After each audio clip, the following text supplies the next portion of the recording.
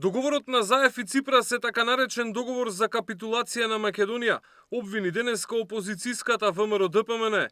Партискиот лидер вели дека уште оддалеку се гледа каков пораз е ова за Македонија. Денеска е тежок ден за Република Македонија. Пред малку видовме пресконференција со која поразот се прикажува за лажна победа.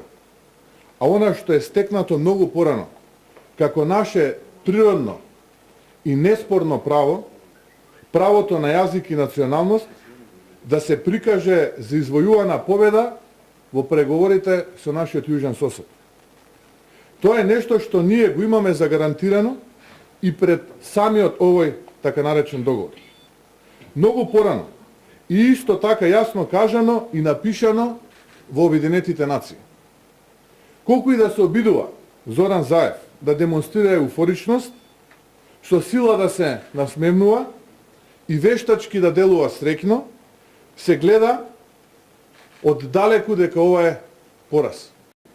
Навестениот така наречен договор е прифаќање на сите грчки позиции и во својата основа не може да се нарече ништо повеќе од така наречен договор. Ако постигнатиот така наречен договор на Зоран Заев е прифаќање на промена на уставот и внатрешна и надворешна употреба на новото име, тогаш тоа е договор на Зоран Заев за капитулација. Повторувам, договор за капитулација. Мицковски потенцираше дека неговата партија останува на познатите ставови дека нема да прифати промена на уставот за промена на уставното име.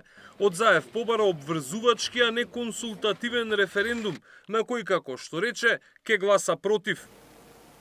ВМРО-ДПМН нема да отстапи од своите принципи и уверувања.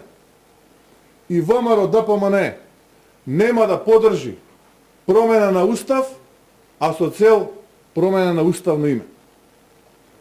Доколку Зоран Заев се обидува шверцерски капитулацијата да ја протне низ собраниска процедура, мора да знае дека референдум мора да има и тој мора да биде задолжителен, а не консултативен, како што се виде повторно денеска шверцерски на пресконференција да го протне на македонската јавност.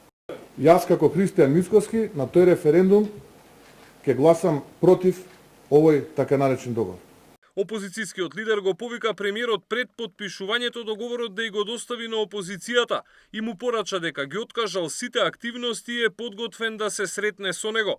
Мицковски потенцираше дека опозицијата може веднаш да излезе на предвремени парламентарни избори, доколку претходно власта ги обезбеди истите услови кои СДСМ ги доби на последните парламентарни избори.